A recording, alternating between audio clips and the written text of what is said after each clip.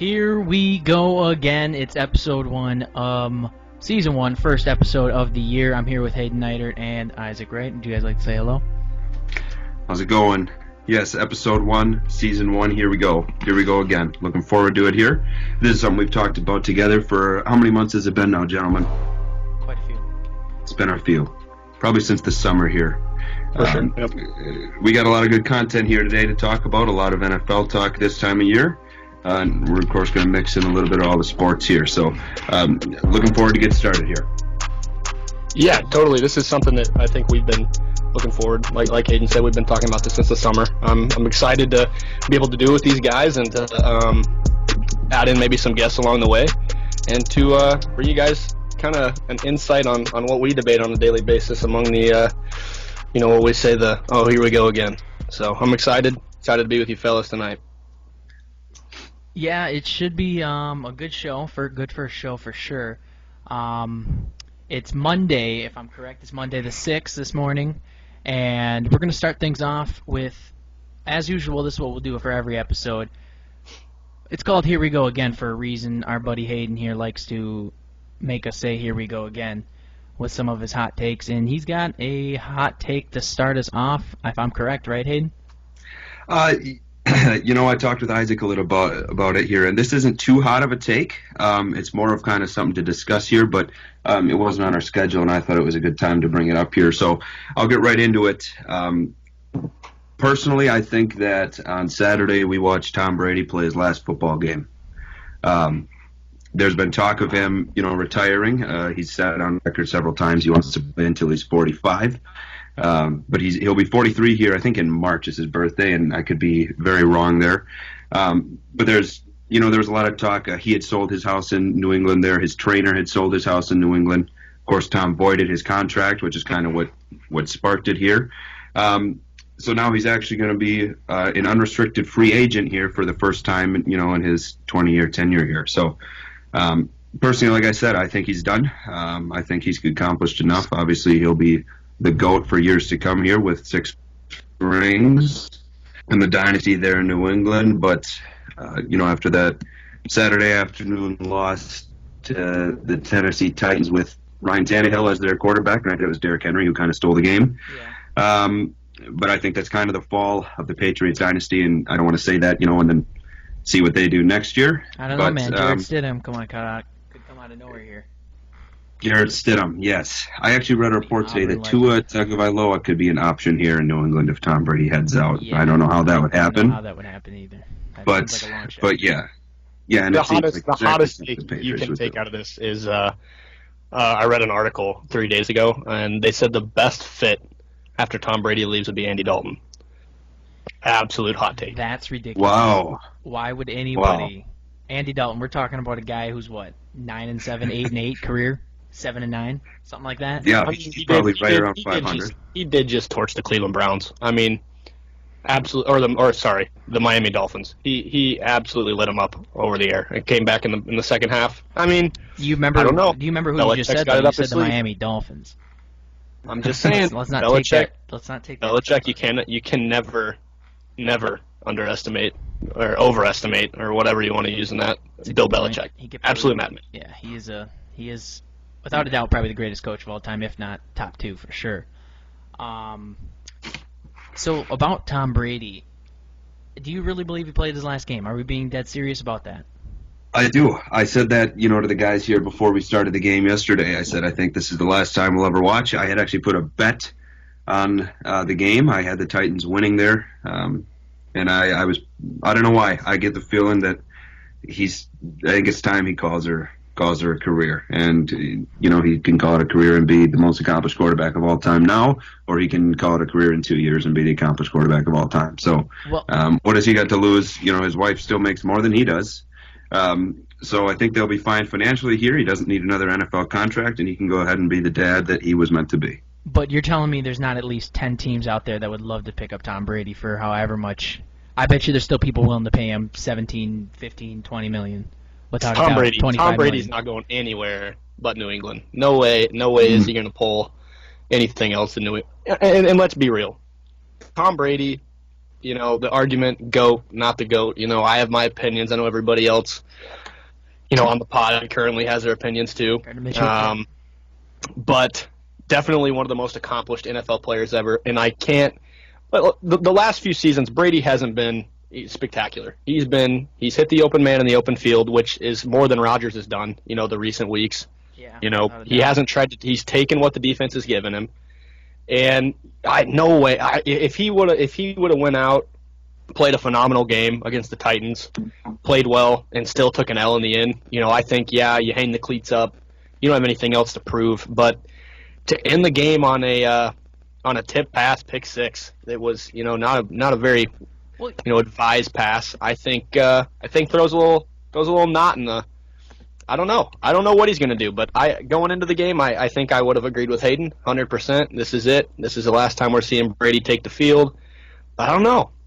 They could go reload for sure, and give him some more weapons in the offseason other than the jokes that they have playing at wide receiver right now. And exactly, that's where I'm going with this. Like, can we really blame Tom Brady for this, or can we blame Belichick for who he surrounded Tom Brady with? Right. For years, though, the argument's been, Brady can make any wide receiver great. He's going to take that, white wide receiver in the 6th round from, Popcorn Tech and make him into an all-pro. Well, whether that's age or whether the narrative was true or not, I think you got to go get Brady some weapons. If you want to be successful, you can't have Edelman be the go-to guy from the slot. He's had success in his early 40s. I mean, you gotta have somewhere. You gotta have somewhere for him to go on the outside. N'Keal Harry, can be a.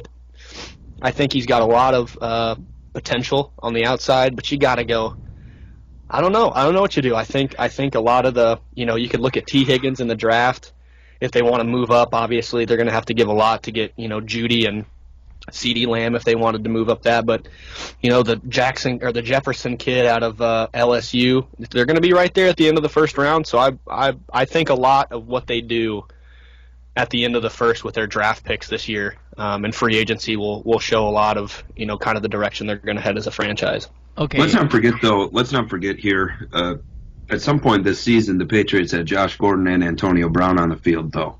And I understand the head case situation there in Josh Gordon, but Josh Gordon seemed to be doing just fine in New England, no problems there. And then he gets, sent to Seattle, where the weed, as Stephen A., our friend, would say, is legal, and he gets busted there. And I don't know, was the report ever official that that's what it was? I know it was a substance of some kind, but I don't know if it was ever. That's it's safe to assume with Josh Gordon, right? But Tom Brady had guys around him this year. I think. Well, yeah, at the beginning of the season they weren't bad at all. Usually they have flukes in September, but we didn't see very much of that this year. But that was the first time Brady's not had that safety blanket. Yeah. I mean, he had Moss, and Moss's which was an incredible pickup in free agency for them. And then it went from Moss almost a few years later, and you were looking at Aaron Hernandez and Gronkowski. I mean, when you're sitting in the red zone and all you have to do is throw a corner fade to a 6'6" Rob Gronkowski, right? Obviously, you're gonna. I would look really good in the NFL if I had Rob Gronkowski and Aaron Hernandez, lining up, on the line with me. So before we move on to Gardner Minshew-esque. The next segment here, I just want to throw one thing out. You think Tom Brady comes back if Patriots get OBJ? No way. They're not getting OBJ. Also, I don't think they're getting OBJ. Yeah, I don't think that's really. Where was that from, Pete? He doesn't seem too happy in Cleveland, and I've just been reading reports about him wanting to get out of there, either Niners, Patriots, etc. I'd love to see OBJ in Kansas City. Unrealistic, but I'd love to see Patrick Mahomes throw 70-yard throws down to OBJ. Speaking of happiness, though, real quick, how is Belichick able to maintain a relationship with a woman of any kind? I have never seen the guy smile or show any emotion. Like I don't think that gets talked about enough. Money, that's what it is. Yeah, exactly. It's got to be. I mean, maybe his wife. I've never had the pleasure of looking at Miss Belichick, but maybe she's a good-looking lady. We don't know that. I don't think he's put a ring on it yet, Pete. I think it's still at the girlfriend stage. I could be wrong, but he doesn't have enough. He doesn't want to commit to a QB, so why would he want to commit to a wife? There you go. All right, on to the next segment. We're going to be talking about the NFL awards and our thoughts and our favorites, and I'll let Hayden kick us off with MVP because I think it's pretty much not a question here. I think we're all on the same page, unless Isaac has some certain hate for this player. But Yeah, I'm wearing the jersey right now. Kind of a, I don't think, like you said, Pete, I think everyone's kind of on the same page here. There was some Russell Wilson talk for a while. There was a little bit of Aaron Rodgers talk there after that big Raiders game. But Lamar Jackson, of course, is the front runner here. What a tremendous season. He completed 2/3 of his passes, over 3,000 yards, almost 40 touchdowns, 6 interceptions, and then he ran for over 1,200 as well with another 7 there. And let's not forget 2/3 of his passes for someone who, coming out of the draft, everyone said he's not completing 60, 55%. He's not completing any of that. Right. And even after his rookie season, there was still the running back talk with him. And that's why I went ahead and I bought his jersey here this year to prove the haters wrong, and it turned out to be a good one for me. I'm all aboard Lamar here. Do I think he's the best quarterback in the league? No, I don't.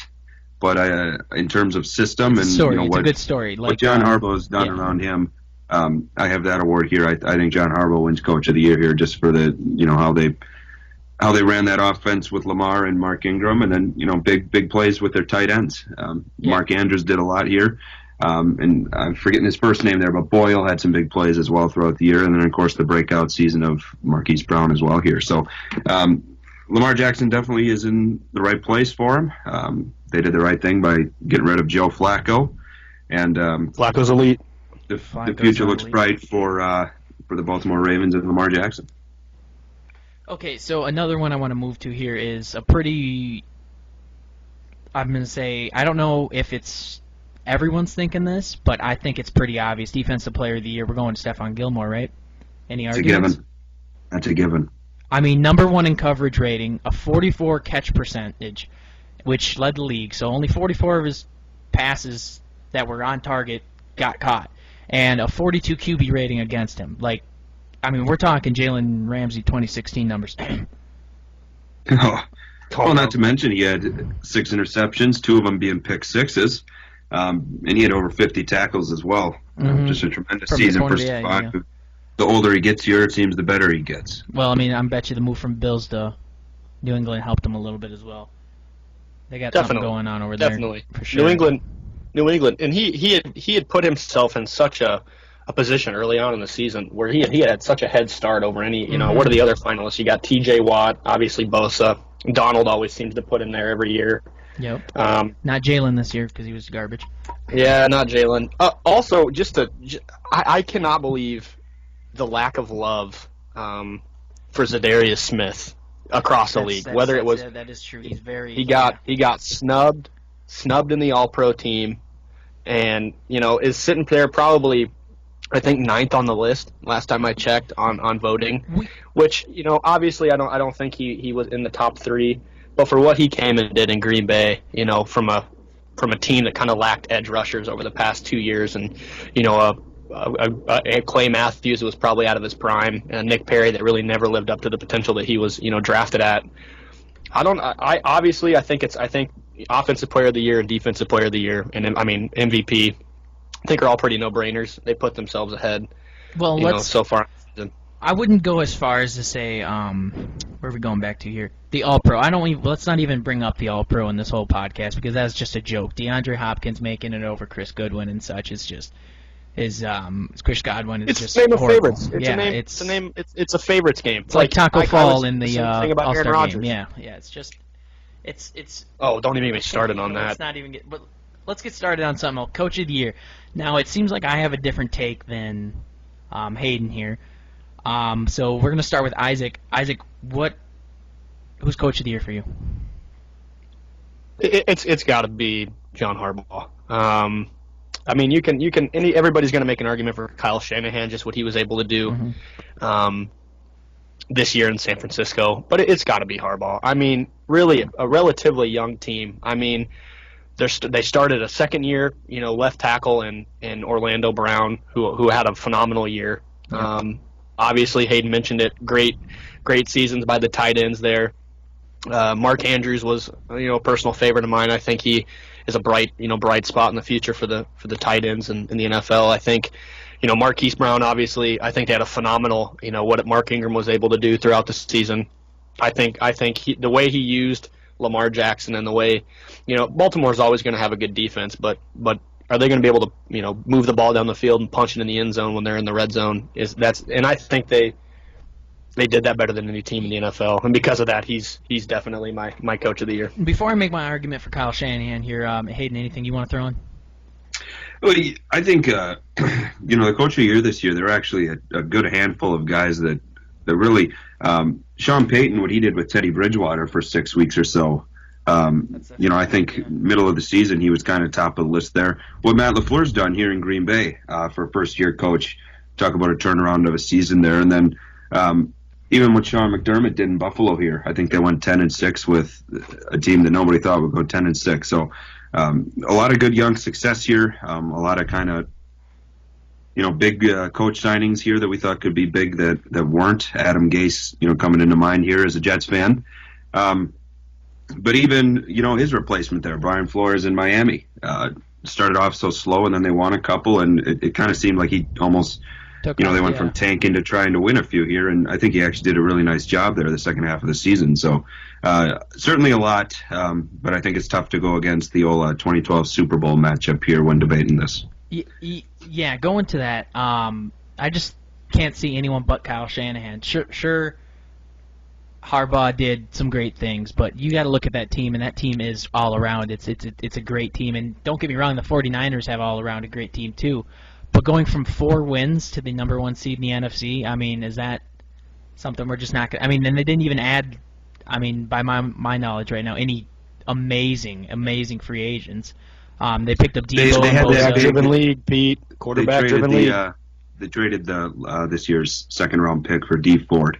That was a pretty big. Yeah, I guess that bumped him. Yeah, but yeah, just 4 wins to the number 1 seed. That's something I think deserves Coach of the Year. Just like I still think Doug Marrone got snubbed in 2016 because he led our team to the AFC Championship game somehow.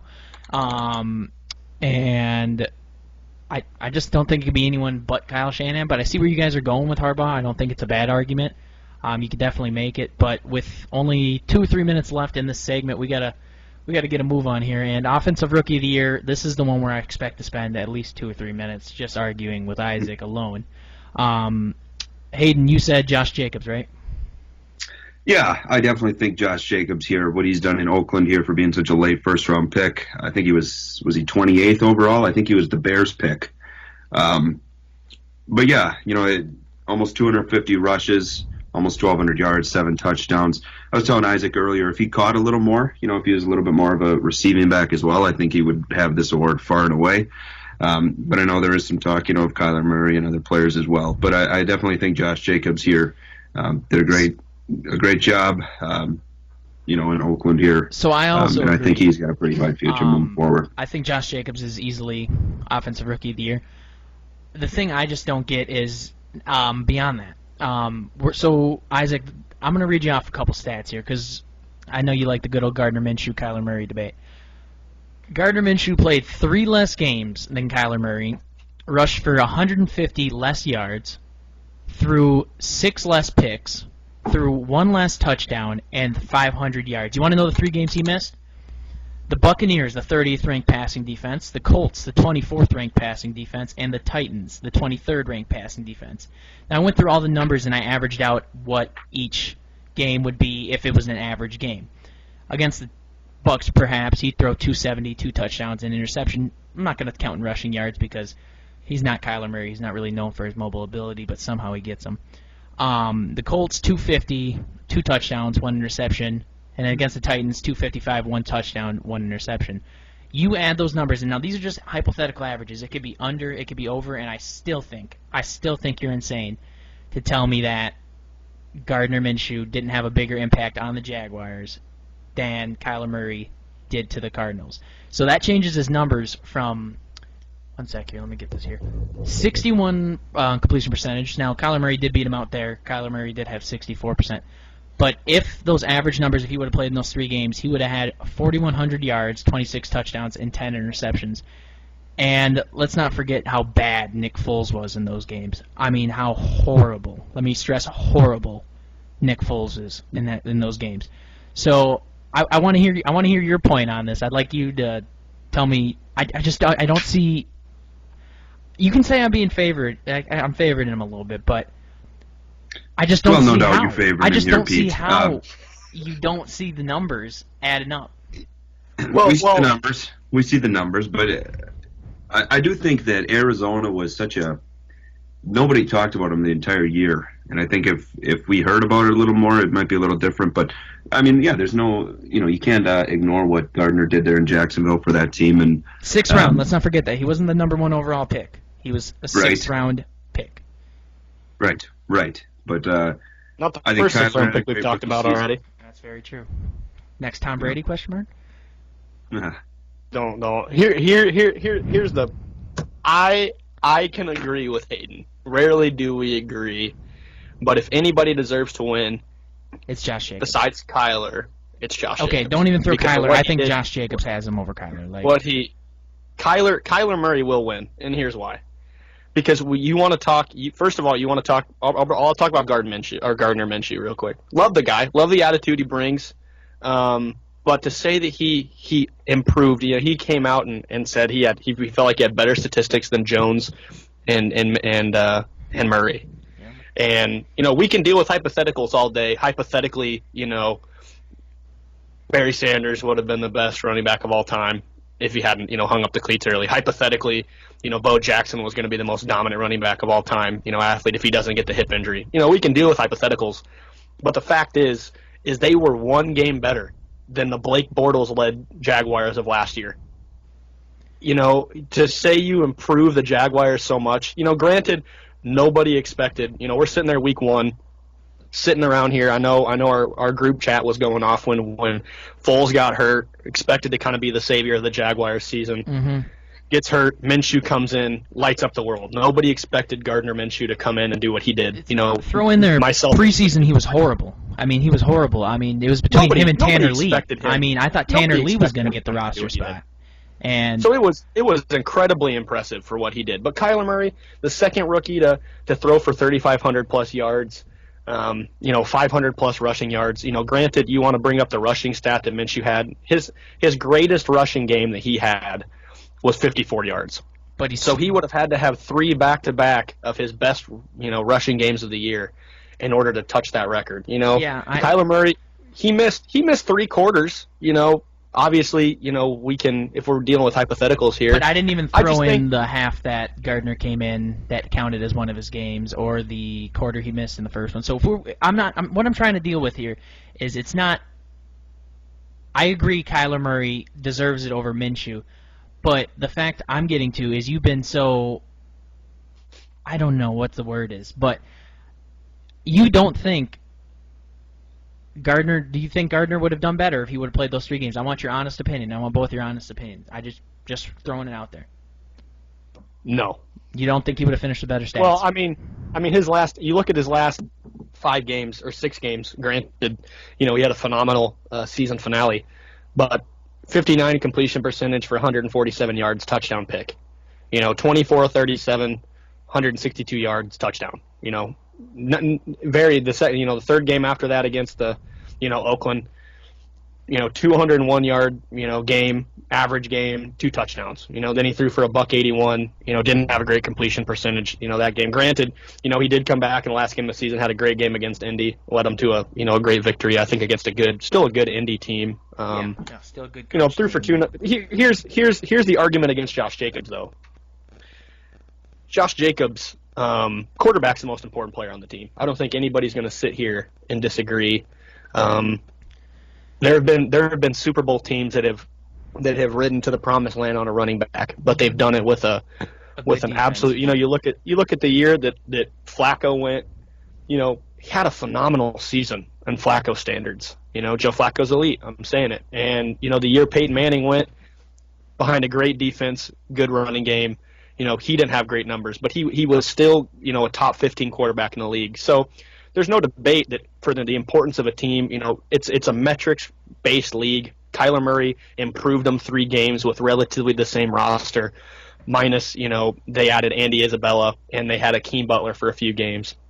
He still, Larry Fitzgerald was there, to have him go from the worst team in the league to moving them up slowly. I think gets, Oakland was relatively in the same spot. Obviously, a surprise. I think Carr is what leads that team. Obviously, it's great to have a solid running game, but the Cardinals had the worst defense in the league. He still won them some ball games. Toughest division in the league. I think we can make a debate for from top to bottom. So I just think looking at those, you have to give it to Kyler. I don't think I'm not going to be outraged if they give it to Jacobs, because I think he legitimately made a case. And, for Gardner Minshew's sake, yes, I think he should have been a top 5 finalist for what he did. But you can't argue, Terry McLaurin's stats in Washington. You can't argue A.J. Brown. Miles Sanders came out and had a phenomenal season, splitting carries for most of the season. And Josh Jacobs, I think, is looking, watched him, when he was in Oklahoma boy in high school. I'm excited to see what he does throughout the league, because I think he's going to be one of those guys that's going to be a force to be reckoned with for years to come. And I think that I'm excited to see, the competition that Minshew and Kyler have with each other for the remainder of the years that they're in the NFL. So okay, so moving on, because we gotta start picking up speed a little bit here. Defensive Rookie of the Year, we're not going to talk too much about this one. It's Nick Bosa. I do think Josh Allen doesn't get the love he deserves for putting up numbers that close to Nick Bosa. I think it's just because he's in a smaller market.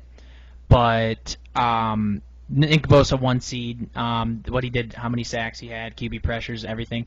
Now, everyone likes to believe that Nick Bosa had a way better season than Josh Allen statistically, but they were pretty much dead even, to be honest, in like almost every category.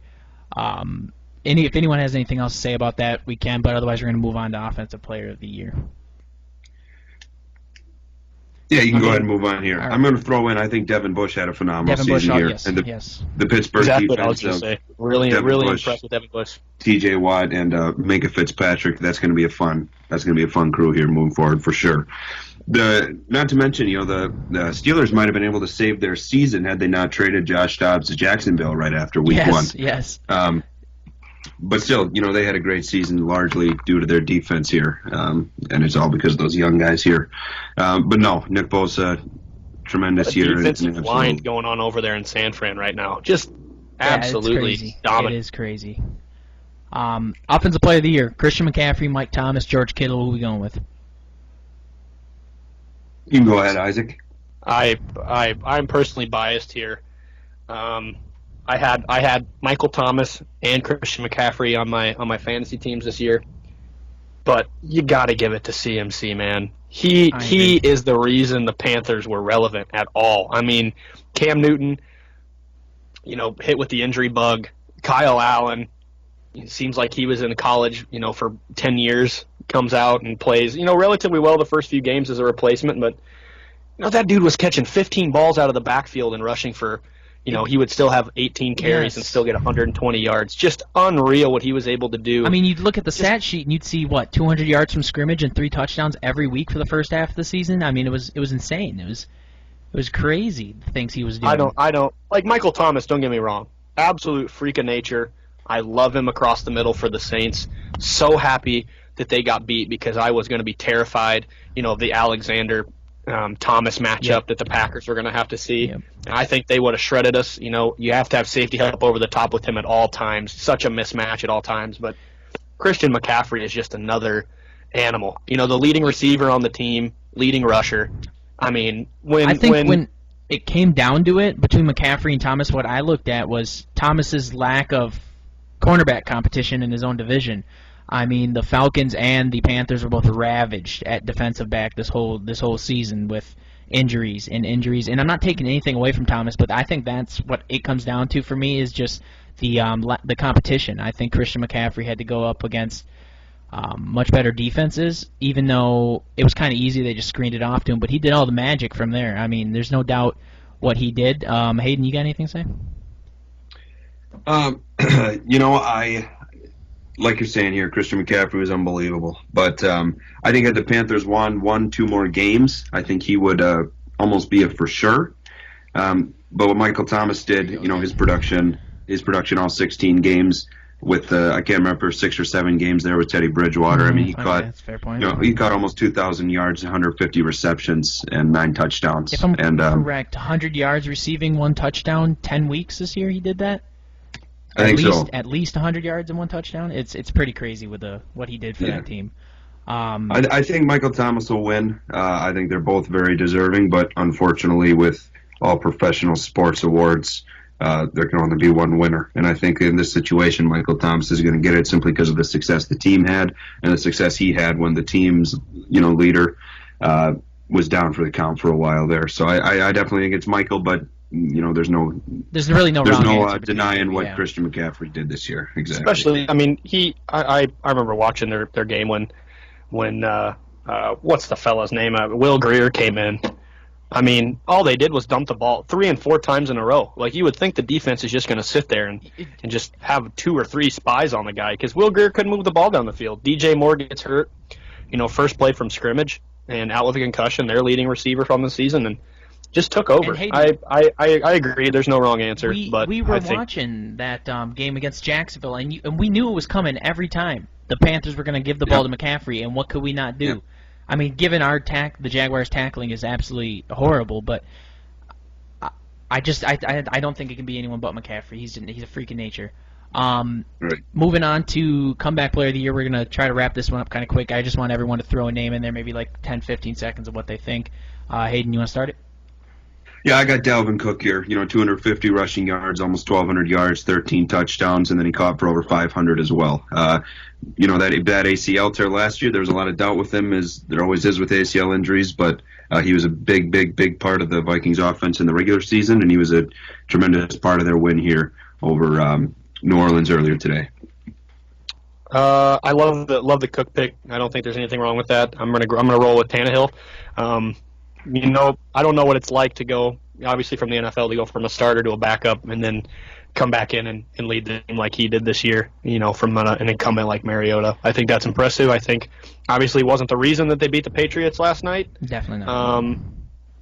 But I think that's my pick. I do have to agree with you, Isaac. I think we're talking about 12 games. He started in 11, a 70% completion percentage, which isn't bad for the amount of games he played. 12. It's not like he just played 3 or 4 and had a 70%. 2,700 yards, 22 touchdowns, 6 interceptions. I mean, yeah, I just don't think it can be anyone but Ryan Tannehill. I mean, Christ, everyone's just making fun of him when he got cut sent to the Titans.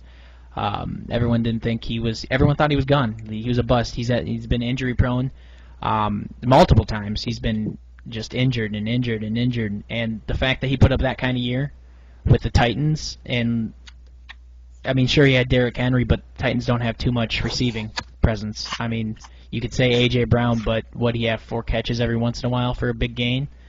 I think it's got to go Ryan Tannehill. I think he was a pretty big. I think A.J. Brown was pretty solid here for sure. For Tennessee. I sure. think he was actually a really big part of their success. But I do like the Cook pick, but we knew that kid was talented. Sure, the ACL tear scared everybody, but I mean, he was still. I'm not trying to throw this into fantasy football, but I mean, he was still getting drafted in the 2nd round. I mean, people still believed in him. Like, people weren't scared of Dalvin Cook. No one was really worried about it. But I don't think there's a wrong way you can go with this one. Moving on now to the games that just finished up last night and Saturday. I want to talk real quick here, Pete. Get it in there. Real quick before we go too far. I just got to throw in John Lynch for the executive of the year as well. The offseason, like we talked about, that D Ford trade, and of course drafting Nick Bosa, I think was the best thing they could have done and really improved that defense. Emmanuel Sanders yes, trade. exactly. Yeah, I have to agree with you there. I think the offseason is definitely the biggest part of their success here. No doubt. Even though Kyle Shanahan obviously did a tremendous job coaching them, I think it was the offseason that put him in that place there. So I'm all in on John Lynch here. I'm a big fan of him back when he played. Hard-hitting machine, all-around good dude. John Lynch is my guy, executive of the year. Jerry Jones, baby. Jerry Jones, all right, good one. Let's get into the NFL action. Eagles, Seahawks. I'm sure you guys watched all 4 of the games as I did. Maybe not all 4 of them, but you tried to get a little bit in there when you could. What do you guys got? Any takeaways from the Eagles-Hawks? DK Metcalf is an incredible receiver. He is insane. He was a great pickup, especially as a 2nd-round pick. If you saw his interview there after the game, And he said every time he takes the field, he has that chip on his shoulder. He said it was the best thing that ever happened to him getting drafted in the second round. And I don't agree with him being drafted that late. I know there was the injury worries, but even if Green Bay would have taken him, I can't remember when they drafted Rashawn Gary, somewhere in the teens there. 12, I think, 12 or 13. I would have liked to see DK. I really do. We all saw the pictures of him without his shirt off here in the offseason. No homo, he's a genetic freak, is, and I think he's going to be the real deal here, especially if he stays healthy. And him and Russell Wilson obviously already have a great connection here. Really made the move from especially with Doug Baldwin, extremely smooth.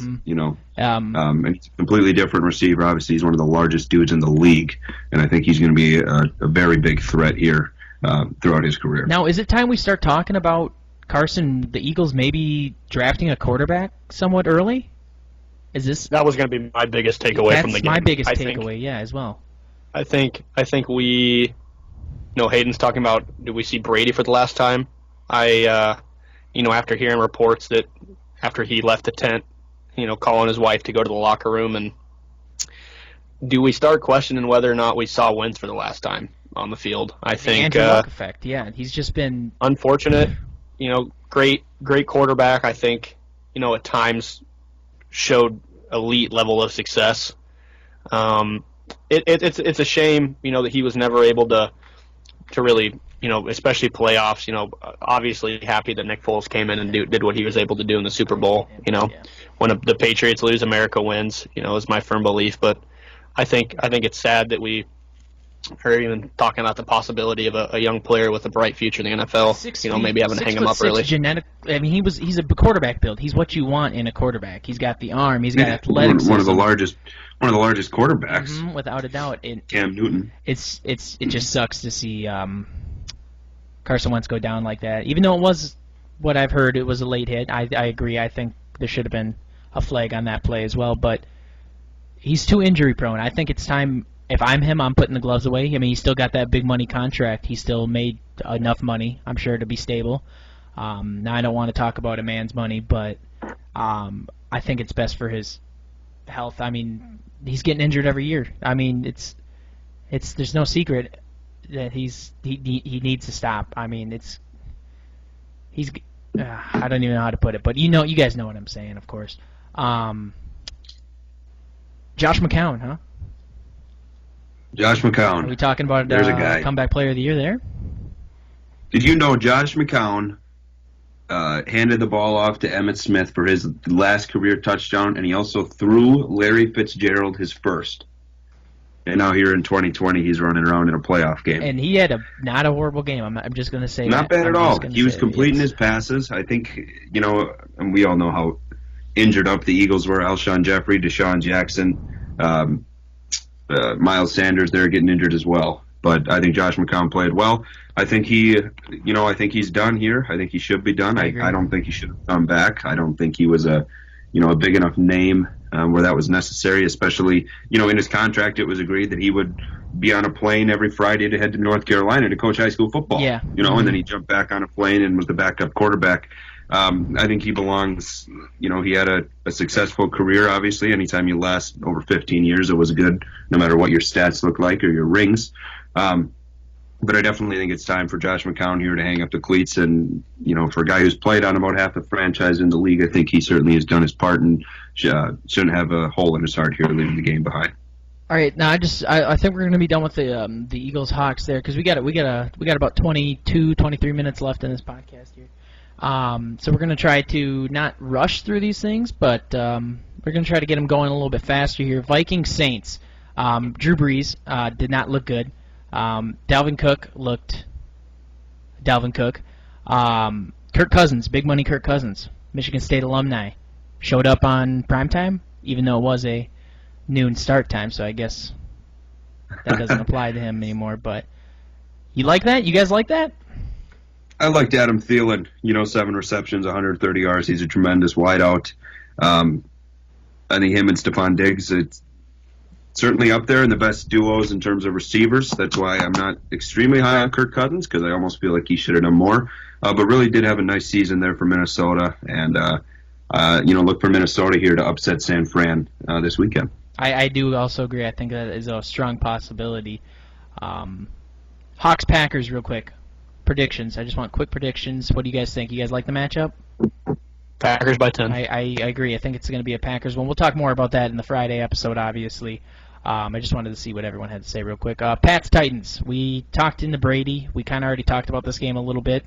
Derrick Henry, 34 carries, I think it was, 32 carries, something like that. 34 carries, 182 yards. Off to Henry every down. Stack the box. He's still gonna run over you and around you. What a beast! Yeah, I mean, I hate him. He always runs for 200 yards on the Jags every time we play him. He's just such you can't tackle him, and it takes 3-4 people to bring him down. I mean, what is he, 6? He's massive. He's just massive. Whatever he's he is, just he's a man. massive. He's just a big man. I think the Titans almost hurt his development early on his career with DeMarco Murray in there. But this season, kind of his first season, really, where it was all him, especially with the quarterback situation there and controversy. He was definitely a steady figure on their offense and really had a big season and definitely a big playoff game here as well. So, the Titans here at Baltimore, there's another one I could see against all odds, Tennessee coming out on top there. I'm not going to pick them to win, but I wouldn't be shocked if that were to happen. I think the Titans have a pretty fundamentally sound football team. I think Mike Vrabel's done a great job over there. And if Derrick Henry can carry the ball for 182 yards, I think that there's a good chance of that here this weekend as well. Isaac, I'm going to let you try to talk us through the Texans-Bills. Get like a good minute in here and just talking about that game because Watson ice in his veins, right?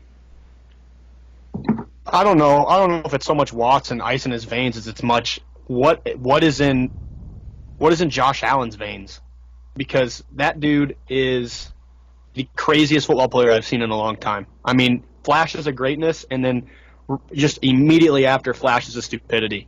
Like I've never seen a football team. It was almost as stupid as listening to Booger McFarland for as long as I did. I almost turned the game off. I mean, the fourth quarter, Josh Allen. I mean, he was just chucking up YOLOs on 3rd and 10 and 2nd and 10 when they need yards for a field goal. I mean, to a fullback. Yeah, to Philip DeMarco. I mean, what?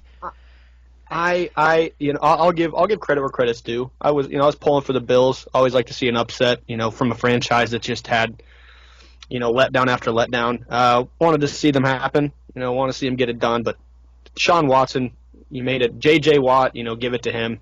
Hats off to him. He made it happen. Really turned the tide of the game. Watson to escape the sack and to get out there and do what he does. Obviously excited to watch him. But dadgummit, what are you doing, Josh Allen? Throwing the ball behind your head? I think he's only going to get better though. Second year. I think he's. But it's decision making. That's what it comes down to. A lot of that's coaching. Yeah. A lot of that's coaching. Yeah. He's going to get more comfortable. It's his team, but I think both teams were lucky it wasn't a blowout one direction or the other, because I think there were opportunities, for each. So. All right, moving on. We're going to move to the NBA now. We're going to get our first NBA talk in of this podcast ever. I'm going to do little 30-second runs. I'm going to go through players. We each have a couple names that we have. Give me like a little 30-second rundown on what you think. Starting off with me, I'll give you Willie Cauley-Stein. This is a player who took a lot less money to play for the Warriors because he thought that they were going to be contenders. I don't see the Warriors moving on from him. I really don't. They got him on a good contract right now, and I don't know what kind they could get back from him. I don't think they could get a lot back, but like I said, he's on a very, very, very small contract. I just don't see the Warriors trading him away. I still think they can make a push. I mean, the season's not over yet, and the West isn't looking too hot as it has been in past years. So I just don't see them trading Willie Cauley-Stein. Hayden, Marcus Morris, what are you thinking there?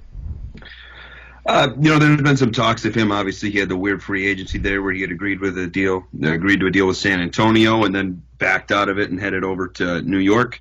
But I know he wants to stay in New York, and there's talk. He's a good 3-and-D guy here, making $15 million a season. I believe he has a team option for next year, and he might even be a multi-year deal. I can't remember here. But there's been some talk of both LA teams and also Philadelphia. I think he'll stay in New York, and I think he'll re-sign with them in free agency here in the summer. Isaac, Daniel Gallinari, what do you got to say? Gallinari is definitely interesting.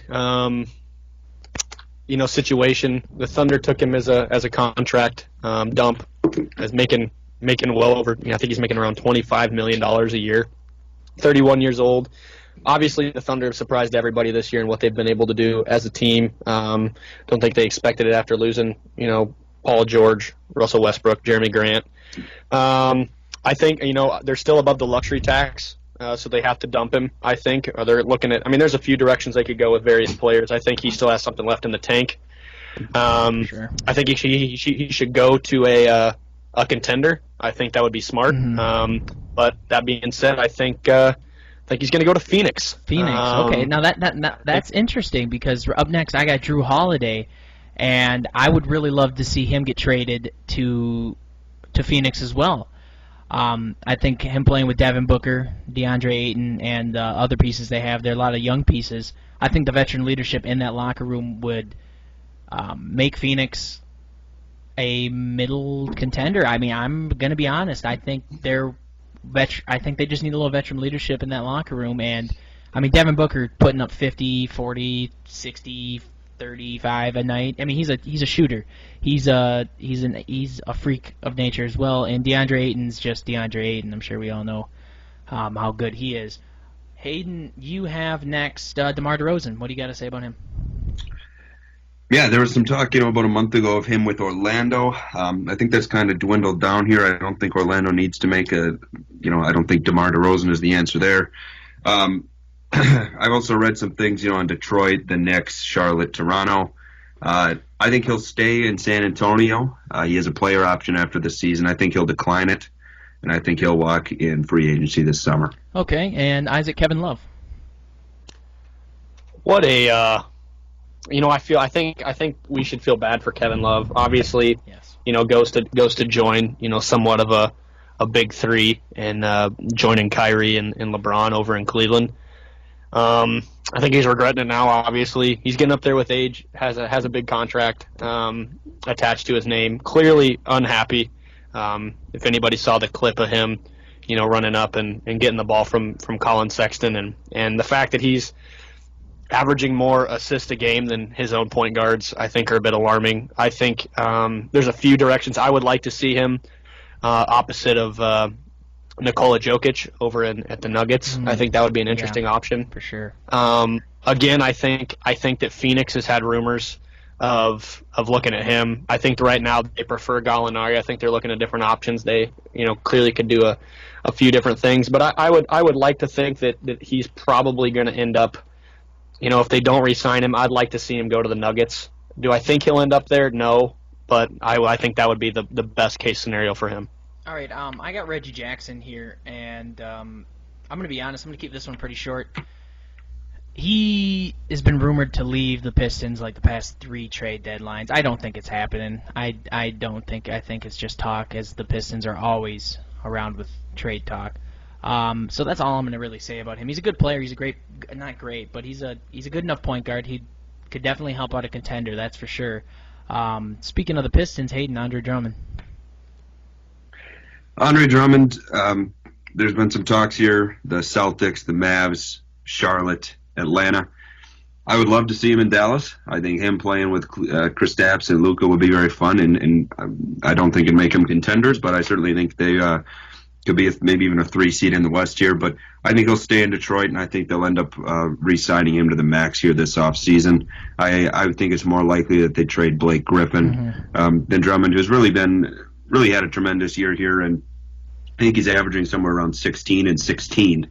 He's a board bouncer, which is for sure, yeah. Exactly. And I think he's not a three-point shooting center like a lot of them are kind of changing themselves to be here. But he certainly is, he's top 5 center in the league without a doubt, in my opinion here. And I think if Detroit can just figure out their front office problems and get a bit of a team around Andre Drummond, that he's a perfect fit there. And Isaac, one of my more favorite ones right here, Aaron Gordon. I think this one is the biggest head scratcher out of everybody we've gone over so far. Just because I think Gordon, probably out of the players we've mentioned, young, plenty of potential left. I think provides a building piece around a young team, and it provides a veteran for a team that's going to be a contender. I would love to see OKC make a move, depending on what they're going to do in free agency. Obviously, they're sitting around the 6th seed right now. Do they going to give up a few of those draft picks they acquired over the offseason to make a move and get a veteran? Are they going to get below the luxury cap because they know they're not going to be able to actually make a play for a ring anytime soon and build around their young players? I would like to see that. I think he should stay in Orlando. I don't think he will. I think he's had an up and down career there. Yeah, for sure. So I think that they've got a Nikola. He was an all-star there last year. They got Mo Bamba, Jonathan Isaac. I think that they've got young pieces there that they can build around. I would like him to stay there. I honestly wish I could give you an answer on where I think he's going to go, because I think he fits in about half the teams in the league. Yeah. In terms of where he fits. That's the thing. I think I'm gonna jump in here with Orlando. They got great players. There's certainly guys with potential. Markel Fultz, Jonathan Isaac, Evan Fournier's been playing well. Aaron Gordon, Mo Bamba, Vucevic. But the problem is none of them can play together really. You watch their games and they're just sloppy all around. I think it's likely that they actually move on from Mo Bamba before they move on from Aaron Gordon here. Because I don't think Mo Bamba and Vooch are a good fit next to each other, and obviously they just signed Vooch to a long deal here last offseason. But that team itself has a lot of really good players, but they don't have any player that kind of separates himself from the others. And I think Jonathan Isaac could be that guy in a couple of years here, yeah. But who knows with that injury he just suffered, how he's going to be here moving forward. Completely agree. I think the most intriguing one that I saw when I was looking up last week was I read an article where the Warriors are looking at him. I really don't think that makes any sense from a Warriors perspective, but intriguing nonetheless, I think. Yeah, definitely. I could see the Warriors making a move like that because they obviously need to do something. But one of the bigger names, Chris Paul. You've been hearing lots of talk about him possibly being moved with that giant, enormous $40 million contract. And here's the thing. I don't think he's going to get moved. I think if the Thunder move anyone, I think it's going to be Gallinari. I don't think anyone wants to eat up that contract. I don't think anyone has plans to eat up that. I mean, that's insane. It's just an insane contract. I think the Thunder are going to have to deal with it for a little bit. I don't know how long they're going to have to deal with it, but they're also in the playoff race, and Paul's putting up great assist numbers. He's not doing too bad in the scoring category. I mean, he's been a good player this year, better than most people thought he'd be. He's being a phenomenal mentor to SGA. Exactly. What Shai Gilgeous-Alexander's been able to do this season, I think you'd be foolish to get rid of him, to be honest with you. I could see him moving him maybe next year, with just a year left, or a team even like the Lakers. If AD re-signs and maybe they don't win it all this year and they want to make one last move, then they'll just dive right into the luxury and trade for CP3 and have a couple of years there where it's pretty much those three and then a bunch of guys on minimum level deals. But that might be all they need. I definitely think Chris Paul can still contribute in a good way, especially with his defense. He hasn't seemed to lose that too much here. And the Lakers obviously would be an old team I think could fit in here, and then build around Anthony Davis and the cap room you get with LeBron and Chris Paul leaving in a couple years. And Hayden, you wanted to talk. We originally had Jeff Teague here, but we ended up changing that to Andre Iguodala. Did you have something interesting to say about him? I assume. I do. I think Memphis would be foolish to not trade him if they're not going to buy him out, because there are definitely teams, contenders that are interested. I did see that Golden State was interested in a reunion. I think Andre Iguodala gets traded to the Lakers for a 2022 second and Talon Horton-Tucker. I think Memphis gets a young piece that might be able to fit in, as a quality role player with Ja Morant and Triple J moving forward, and also a little bit of a second-round pick here just to pick it up. Obviously, it's going to be pretty close to the tail end of the draft, you'd like to think here if AD resigns. But still just a little incentive there. And I think the Grizzlies would be foolish to not take about any deal they can to get off of his contract as well. So I think Andre Iguodala would be a big help. Isaac, our final player here. And once again, sorry guys, we're getting this podcast. It's our first one, so we're still working out time. It's going to be a little longer than an hour. I'm expecting it to be probably somewhere around an hour and a half. But we'll try to slim it down just an hour for you guys. But I know you guys love hearing our voices, so maybe not. We'll get some feedback from you guys after the first episode. But right now, Hassan Whiteside, Isaac. First of all, I completely applaud what the Heat have done getting rid of him. Didn't think it was expected. Obviously, they're reaping the benefits now with what they're able to do this season. Maybe making a push to be a favorite in the East. I think he can end up again. He's one of those players that can end up in a lot. I would like to see him in Sacramento. I think they've, Marvin Bagley's been dealing with multiple injuries. He's been one of their, the starter there at power forward. And Dedmon's been there. And he just hasn't, very, very average at best at times. I think Hassan Whiteside, clear upgrade at that position. I could also see him in a OKC was talking to him at one point earlier before the season started. I don't see that taking place. Too much money, I think. That being said, him being in the last year of his contract, I think he doesn't make anywhere near the money that he made. Could end up in Cleveland, maybe with Kevin Love leaving.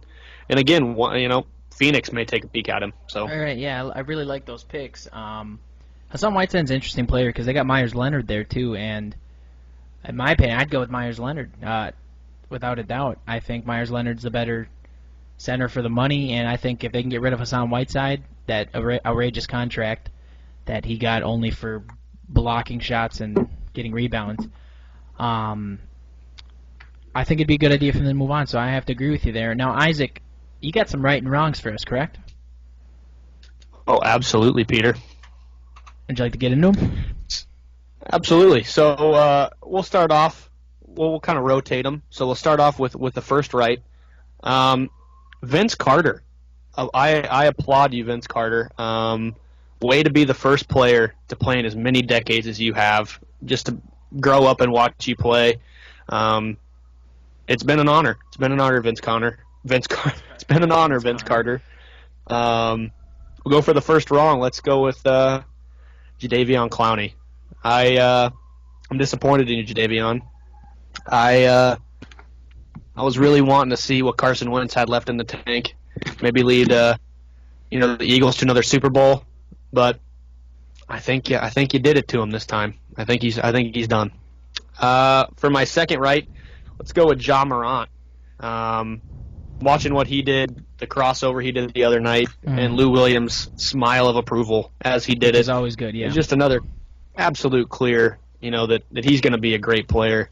Granted, the injury bug stays away. I'm excited to watch him. The second wrong, and I think probably the biggest on this list, is the Dallas Cowboys. What are you guys doing? I know we're going to maybe touch on this later in the pod, if not, tonight, Friday night, but for you to not only, I'm in a full-on agreement with letting go of Jason Garrett, but tell us where you're going with the ship, If you're not going to renew his contract, tell us. Don't meet with him 3 and 4 times, and sure as heck, don't line up Marvin Lewis to take over the position. Don't even interview the guy. If you wanted mediocrity for the next decade and a half, you would leave Jason Garrett where he's at. Or get Jeff Marvin Fisher. Lewis isn't a. I have no idea what Jerry Jones is thinking. I fully expect him next week to just say that he's going to be the head coach because that's about the only person that can do anything right in that organization in his eyes. And it's unfortunate because I think it's not going to get any better anytime soon. So the third right, probably my favorite. I don't know if you guys saw the article. I want to pronounce his name right. It's Kevin Woidke, I believe. He is a offensive lineman for Ohio State, and he came out on Twitter and wrote a very touching letter to the fans that had supported him, and began to list his accolades as a player. And the funny part is he had no accolades, and mentioned that, wrote a really funny letter. I wish him luck in his future playing days, whether it's NFL team takes a look at him or if he moves on in the career. I think it was a very funny article. Running out of time today, or else I'd read it to you, but go ahead and find him on Twitter and read that. And so for the third, staying in football, for the third wrong, Clay Webb, offensive lineman for Georgia, getting one of 3 players getting sued for, I believe, peeing in another player's water bottle. And having him drink it without him knowing. I think that's been something that I don't know how often that happens in locker rooms. Obviously, it didn't happen in mine in high school. But come on, what are you? I am No one likes a good drink of pee after they're done with practice after a hard don't day. speak for everybody here. You know, come on. I mean, let me just say, obviously, Pete, I have no idea what you're up to, but and this is, I apologize for the PG-13 here, but isn't urine supposed to one of the best drinks for dehydration? Maybe he was just trying to help his teammate out there, All right, making sure he wasn't winded on the field. We're gonna move on. Okay. As much as I love the I love insight. The insight on this pod is second to none. no, definitely. I like the joke. That's a I classic. Love the way That was good stuff right there. I hadn't even heard about that. I didn't get to see looking that into either. it. That gets a come on, yeah, that's man. definitely That a should come on be. man type of moment. MLB. Now, it's not too popular right now. Obviously, we're in the middle of the offseason. Pitchers and catchers haven't been reported. Most of the big free agents are gone, but there's still 5 or 6 big names on here that we can go into talk about. Isaac, Josh Donaldson, where would you like to see him go? I think Josh Donaldson is a older player. He's asking way too much money. He's looking for around $110 million for 4 years. I think I think he's 34, 35. Injury prone, has to go to a playoff ready team that can immediately throw him, right into the offensive lineup and immediately get some benefits. I saw that the Twins have pulled themselves out of the race. I think he could work in Milwaukee. I think he could work in Philly. I think he could work in a few different places. Boston was another name that came up. Ultimately, I think I would really like to see him in a Brewers uniform. I don't know how likely that would be. I think he comes in and I think everybody, obviously it's very mind scratching or head scratching, pardon me, to see why they let Moose walk for so cheap. And I think that he comes in, obviously probably won't happen with the Brewers' lack of free agency spending the last few years. And I don't think they're going that direction, but I think they need to find a fill-in spot for Moose in the offensive lineup and the bat that he provided. And I think Donaldson, asking for too much money, but will provide that bat if he's able to stay healthy. Hayden Marcell Ozuna. Marcell Ozuna, I think the Cardinals are foolish not to re-sign him, but I think he goes to the Cincinnati Reds to pair up with previously talked about Mike Moustakas there. I think he goes for around 4 years, $70 million. I don't think that's too bad a contract, especially talking baseball money for a guy who, although injury prone here, he certainly can contribute. And the NL Central really has put together a solid group of teams here. Sure. Between Chicago, St. Louis, Milwaukee, and now Cincinnati this year, I'd expect to be up there too. So I think he fits in well there. I think they'll let Yasiel Puig walk and make plenty of room here for Marcell. Now, I have next year Nick Castellanos, and there's been talks Cubs, Red Sox, of course. Seems like those two names are always in the running for every free agent. But I want to see him go to the Rangers. Kyle Kluber, picked up in a trade. Corey Kluber, my bad. And Kyle Gibson to solidify that rotation. I think that helps them enough on the pitching side. I think they need a little bit more firepower on the bat. And we're talking about a guy who can play right field, left field, center field, third base, second base. We're talking a great utility player that still bats 280, 300.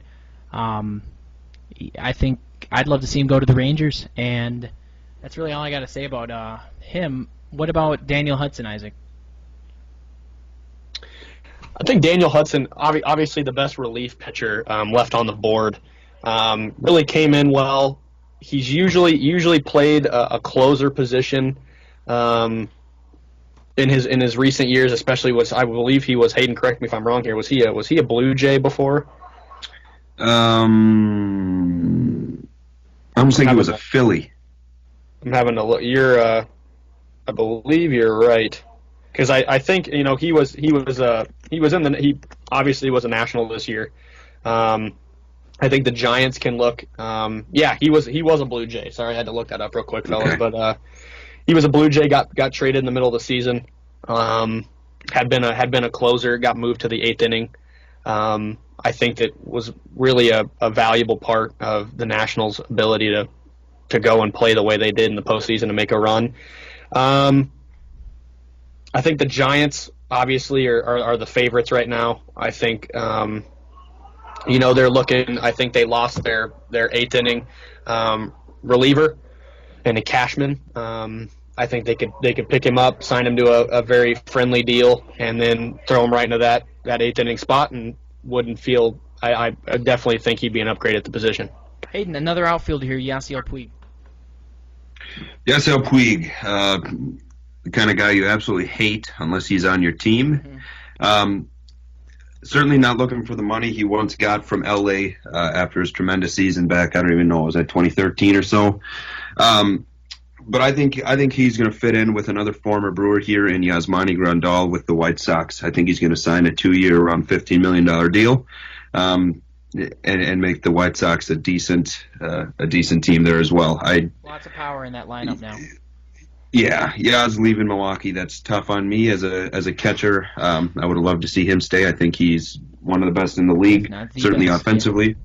Exactly. But I think Yasiel fits in well in Chicago. All right, we're going to round off the segment with me talking about Steve Cishek. Now, this is a guy who, on the Marlins in his prime, was amazing.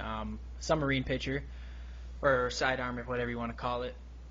I think he's going to the Red Sox. Red Sox need to obviously bolster that bullpen up a little bit. And having a veteran like Steve Cishek can come in your 7th, 8th inning, get you a couple outs. I think that's what the Red Sox need. Obviously, the Red Sox had a horrible year for their standards. And I just expect Steve Cishek to be one of the very few names left that can actually provide good pitching. I don't think there's very much relief pitchers that are going to give you that big standout. One sec, sorry. I saw a little something on Twitter. I think he's going to give them the pitching they need. The pitching that's left on the market isn't very, like I said, very much left. But I think that's where I see him fitting up. Next, Cowboys. What? I just want to talk not too long about this. We'll get more into this on Wednesday or Friday. What do we think? I mean, Isaac, you already touched on it. Hayden, what do you think? I think former Packers coach Mike McCarthy will be the coach here moving forward. After today, we know they made it official with getting rid of Jason Garrett, and I know they've talked with him. I know they talked with Marvin Lewis, like you mentioned, Pete, and of course there's always the Lincoln Riley talks, things like that. I would love to see Urban Meyer. He has been linked to some talks. I don't know how realistic it is, but being a former Gator fan that I was back in the Tim Tebow, Percy Harvin, Aaron Hernandez days, and that way Urban can relink up here with Zeke as well. So I would love to see Urban. I think I was talking with Isaac earlier in the way the NFL is changing here with these young quarterbacks kind of towards the old college style. I think Urban Meyer would be a great fit in Dallas, and I think he could do a lot with Dak Prescott and certainly Zeke here as well. But realistically, I think Jerry Jones likes kind of more of a conservative coach here, and Mike McCarthy, obviously, we know he can coach. Tough last couple of years he had in Green Bay there. But I do think that he'll be the Cowboys coach here starting 2020. I do have to agree. I think Mike McCarthy's the move there if they're not going to do anything. Like Isaac said, they're just a hot mess, and I don't know if anyone can fix it in the moment. I think it starts with Jerry Jones. I think he needs to look at himself in the mirror and realize he's not. I mean, he's the top dog, but he's got to realize it's not all about him. And I think he does a lot of the blame game. I don't think Jason Garrett's the answer. I think it's good that they let him go. I don't know if this is correct, but I swear I saw an article that Jason Garrett wanted to still be with the Cowboys, or he was like begging or something like that to stay with them. You mean in a different kind of role? Yeah, I don't know if they wanted if he was trying to keep the head coaching position or if a different kind of role, but they need to move on. They need to get him out of the locker room because Jason Garrett is the most mediocre Jeff Fisher. He's just the Cowboys have way more potential than high fives and butt slaps, gentlemen. High fives and butt slaps. That's what Jason Garrett provides. I think Jason Garrett is actually a little bit underrated here. I think he actually is not a bad coach. And he's done some good things. He's done some good things here, but the Cowboys, I mean, their personnel is one of the best in the league on paper, and they just certainly didn't live up to it. But you got to remember they also had Kellen Moore there. Probably would still be in the league if he was any bit of success. Former Heisman winner there for Boise State as their offensive coordinator. And I think the Cowboys' entire coaching the whole coaching staff there just wasn't the right fit. But Jason Garrett, I think, could be a decent coach elsewhere. Do I think he'll ever win a Super Bowl? No, I don't. I don't know what kind of team would be looking for him this off season, but maybe in a year or two, there's another team that gives him a try, and I'd like to see him fit in because, yes, I think the memes are good. I think his clapping is one of the funnier things of the NFL world. When they're down by 19 with 2 minutes and 7 seconds left and they complete a 6-yard pass on 3rd and 9, I think it is funny. But, yeah, I think Mike McCarthy is the Cowboys coach here moving forward. Here's an interesting in surfing the Twitter net. Obviously, Jay Glazer here about a few hours ago, reported that they are definitely moving on from Jason Garrett, which was, one of the main issues, I think, is their lack of clarity with that position moving forward with his contract expiring. But Hayden, since if you were a betting man, who you guys both chose McCarthy, but I'm looking right now, according to OddsShark, who do you think are the top 5 coaches that are right now leading the odds right now? Let's see if you can. How many of you guys can hit on the McCarthy. top 5 here? That's I he's third. Say, is Lincoln Riley in there? I bet Lincoln Riley's in there. Lincoln Riley is number 1 right now with even. Mike McCarthy's plus 700. Okay. Wow. Okay. Marvin Lewis. Marvin Lewis is about 10th on the list. Just about 10th. Where is Bill Belichick on the list? Bill Belichick is nowhere to be seen. But if you wanted to put $10 on Bill Belichick, you'd be my guest.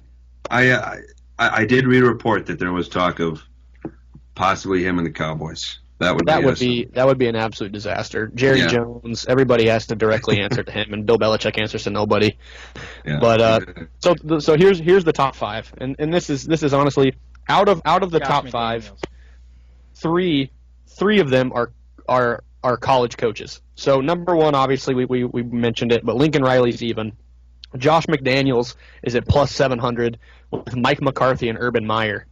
And coming in at 5th, little surprising. I like it. I would love the pick. But Matt Rule from Baylor is plus 900, and he's tied with Robert Saleh. And then coming in at 6th is Eric Bieniemy.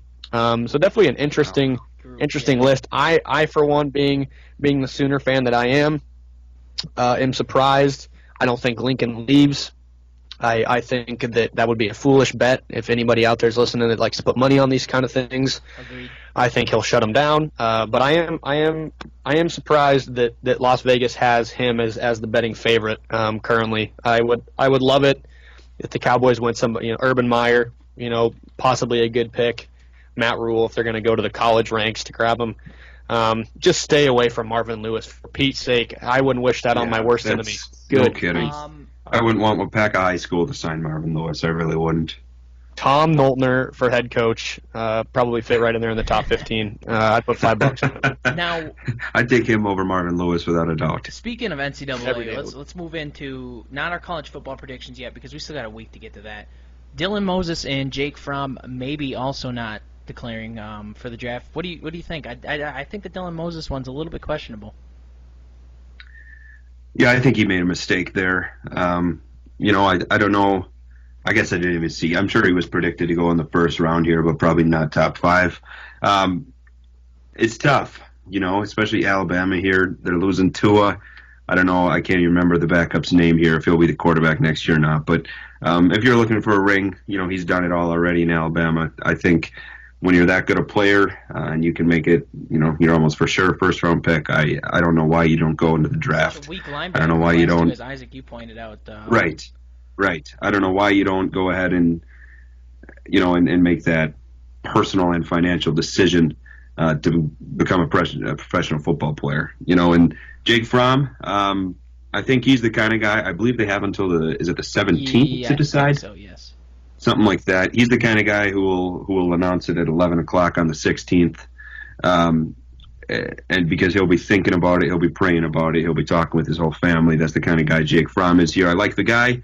I don't think he's ever going to be a good quarterback. He might be a starter for an NFL team for a couple years, but I don't think he'll ever do too much here. I think his best bet is to go ahead and stick around. I think he's the kind of guy. I believe they have until the 17th to decide. Something like that. He's the kind of guy who will announce it at 11 o'clock on the 16th. And because he'll be thinking about it, he'll be praying about it, he'll be talking with his whole family. That's the kind of guy Jake Fromm is here. I like the guy. I don't think he's ever going to be a good quarterback. He might be a starter for an NFL team for a couple years, but I don't think he'll ever do too much here. I think his best bet is to go ahead and stick around and play another year of SEC football, and maybe that's all it'll take to get Georgia finally over that hump that they've been flirting with for the last couple of years. To touch on that, I mean, I don't know if you guys saw, Dylan Moses, the thing he posted on the Instagram from his. I'm not 100. I'm trying to pull it up to look at it here, but he obviously came back. The torn ACL his junior year. He dealt with injuries, in his high school career. One of the most highly sought after recruits in most recent memory, up there with Jadeveon Clowney. I mean, was recruited as a seventh grader, head above shoulders above everybody else. Had dealt with some injuries. The torn ACL, obviously, his junior year, but post that interesting, post on his Instagram that he was almost, backtracking, that he was given kind of wrong information. I pulled it up here. It said, from the protector of the royal crown, which I believe he insured himself through in case injury came and took him out of, first round consideration. But to kind of summarize, he obviously obtained the loss of value draft protection, but they're investigating whether he has compensatable loss of value against his current insurance carrier, which is the Lords of London.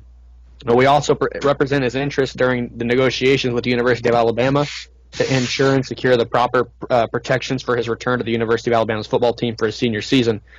And the next line is the one that gets me. We are aware that Mr. Moses has recently given an unadvised commitment to return to the University of Alabama. That just leads me to first of all, I was talking with Hayden, earlier. Linebackers and running backs have such a short shelf life in the NFL. It seems like, that's why I think any running back is foolish to come back after he's had success after his junior season, redshirt sophomore season. You've had success. You're going to get drafted high. Why come back? Why risk it? You're looking at Todd Gurley with his knees. Isaiah Simmons coming out of Clemson, Kenneth Murray coming out of Oklahoma, and Dylan Moses. Those were your three linebackers. And I think Simmons is one, and you can make the argument for Murray or Jones 2 or 3. But where I'm looking at is I just don't understand. I really just don't get it. I don't get why in such a small linebacker class he would decide to make that move. I don't think it makes sense, and I don't agree with it. But I think he could come back. I think he's going to end up declaring. If I had to make a guess, Alabama's obviously trying to get there. I fully expect, Monday afternoon from the press conference with Nick Saban. I assume that Tua's going to come back. If I had to put money on it, I'm going to say that he comes back. They have Leatherwood coming back. Moses is wanting to come back. I understand what they're trying to do. I think they've got the team to do it. But with how much Alabama reloads, is there really a need? If they lose those players, is there going to be a significant drop-off in talent behind them? That's up for debate. I would say no. I think you come out, you end up being anywhere from a 10 to 20 in the draft in the first round. I think that's kind of the range you're looking at. But if he does stay out, look for Kenneth Murray to fly up the draft boards after a strong combine. I think he'll dominate speed-wise. Tape, a little bit of an issue, especially against teams. But I'm not crazy about. Hayden and I were also talking about this. I'm not crazy about any quarterback in this draft class besides Burrow. Besides Burrow, and obviously he's going to be gone after the first pick, one would assume. So do what you want to do. I would obviously nobody knows kind of the draft advisory grade he's been given. If you're given a 1 to 2 grade on there, I would say leave. Great. I've been seeing but people I don't think from SEC go at the end of the first round. I've been seeing people from end first, beginning of second, and I think for someone who, now don't get me wrong here, I got respect for the guy. He's not as talented as the rest of QBs in that draft class. No, he's I think not. if you got a He's a system quarterback. Exactly. Just like Tom Brady's a system quarterback too. So is Jalen Hurts, Baker Mayfield, and Kyler Murray. But I'll ignore that. That. Yeah, but no. Onto what I was talking about. If you got a chance to go in the bottom of the first, and if he really thinks next year's draft class is going to be any better for him to get up there, it's not. It's really not. We're looking at names like Trevor Lawrence. Help me out here, guys. I'm blanking. Well, Tua coming back, you're looking at him. He's obviously going to be Yep. drafted high. Quarterbacks. That's the only thing I would say to Fromm. Quarterback's always an overdrafted position. Teams are going to be looking to trade back into the first, and then they're always crossing their fingers. So, I mean, if he's given that draft advisory grade of a first round, late second, or early second, take it. I mean, nobody wants to get beat over the head in the SEC. I know I just watched Oklahoma do it for 4 quarters, and that was the worst 4 quarters of my life. I bet it was. I love that. So yeah, that's gonna round out our main part of this show here. I'm just gonna get into a little bit of soccer news. I won't spend too much time on it, so we can get ready to wrap the show up as we're almost approaching an hour and a half here. Um, Nathaniel Julian of EA Guanpeg died in a car accident just 2 days ago. And it's always a sad thing in the soccer community when someone dies. Usually it's a heart attack or something like that. But I kind of just want to give 10 seconds of silence for him. It's a beautiful thing when someone dies. Well, not a beautiful thing, but it's the way the football community comes together. It's one of the best sports, in my opinion, of community-wise. And I think it's only right that we give him 10 seconds of silence starting now.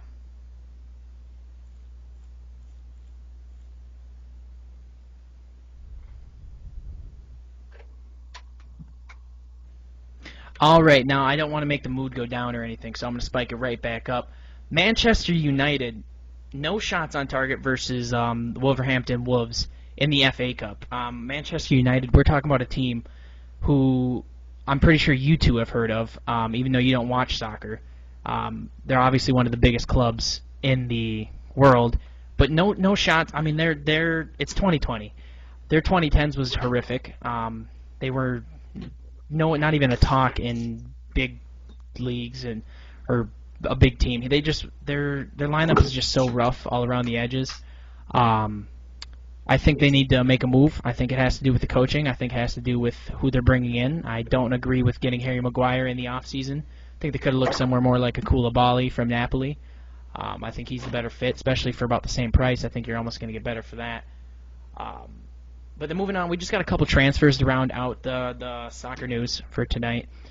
Paul Pogba of Manchester United, Adrian Rabiot of Juventus, and Toni Kroos of Real Madrid have all been linked in a Paul Pogba type swap deal. So I've been seeing Adrian Rabiot and 40 million pounds for Paul Pogba. And now what I'm hearing from Paul Pogba's agent and things he said, he doesn't want to make the move. I agree. I don't think it'd be a smart move to go to Juventus. Juventus still play old school soccer, old school football. I just don't think it'd be the right move for Paul Pogba. He's back where he started in Manchester United. He's still doing good, and he still wants to continue to show that he's got world-class skills, which I think he does, and I think the Prem's the best place to get those skills out. Jerome Boateng, Bayern Munich, he was world-class. What are we thinking? 5 years ago? He was probably one of the best center backs 2-3 years ago in the world. Major fall off. Don't know what happened to him. Lots of injuries got to him. Rumors of him going to Manchester City. And I don't like the move for Man City. I think they don't really need another average center back to waste 50 million pounds on. But as a Bayern Munich fan, I'd be more than for it because I think his time there is done. Ricardo Pereira, Leicester City right back. I think he's got a lot of potential. I don't see Leicester selling him on for, I think it was about 40 to 50 million pounds.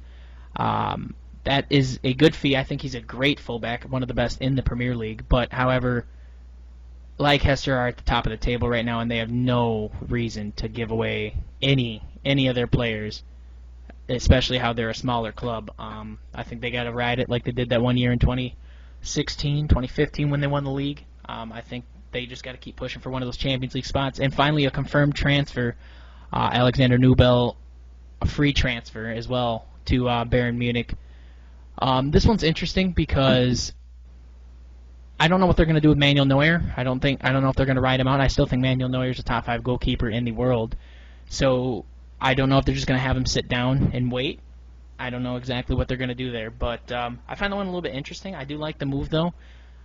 for Bayern Munich, but I don't like the move for the player itself, as he was a first-team player. He was a regular at the goalkeeper position for Schalke before he made the move. I don't think he's going to get any playing time at all in Bayern in these next couple of years, but that is without injury to Manuel Neuer, and he is pretty injury-prone. Finally, to end up everything before we say our goodbyes, Jesse Lingard and £45 million for James Madison. And I had a good laugh about this one because Jesse Lingard, remember when he was supposed to be great? You guys remember that? Oh, well, I do, and it was a very short 3 months. James Madison, well, like I said, another Leicester City player. Don't think Leicester should make the move. I don't think Jesse Lingard and £45 million is worth it. I think James Madison's a sensational young talent, and they would be so stupid to start breaking down what they have there. They got something special with a goal scorer like Vardy, the young center back they have, and their fullbacks are just as well really great. So that's going to end up our soccer segment, and this is the first episode of the Here We Go Again podcast. It is January 6th, 2020. Boys, you guys got anything to say before we go? I do not. There was an awesome run here. It was a great first episode here for us. I'm looking forward to talking with you all again here at the end of the week. Looking forward to it for sure. Enjoyed the segment. Enjoyed being able to talk sports with you guys for this segment and being able to do it in the future. Here we go again, I guess. Here we go again. What a great start to the first episode. It is awesome to be doing this with you guys. I had a little bit of, let's not say this, anxiousness coming into this. I didn't know how well it was going to go, but to be honest, it's turned out pretty nice. I'd say besides the time, we got to work on that, obviously, but just great overall. It was very fun. We'll be back with you guys on Wednesday with a guest. We're not exactly sure who that is, so stay tuned, and maybe you'll find out sooner than later. Anyways, that's going to do it for us. I'm down in Alabama for vacation. I'm going to finish rounding up this vacation, and I'll be back up into Wisconsin with the rest of the guys. And Isaac, are you in Wisconsin? I'm in Viking land right now, unfortunately. That's what I figured. That sucks. All right, well, anyways, guys, it's been an awesome podcast so far today, first one, and we look forward to many, many more. Thank you, guys, and we'll catch you on Wednesday.